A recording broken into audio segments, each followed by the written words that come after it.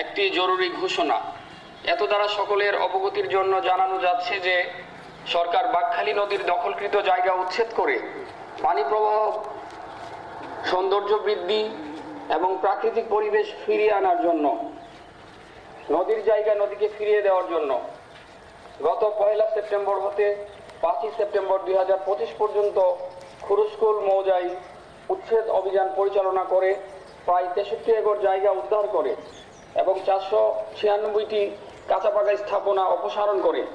কিন্তু সম্প্রতি লক্ষ্য করা যাচ্ছে কতিপয় ব্যক্তিবর্গ পুনরায় উচ্ছেদকৃত স্থানে ঘরবাড়ি এবং দোকানপাট নির্মাণ করিয়া বাঁকখালী নদী এবং নদীর তীর দখলের চেষ্টা করছে, যা সম্পূর্ণরূপে বেআইনি এবং ফৌজদারি অপরাধ।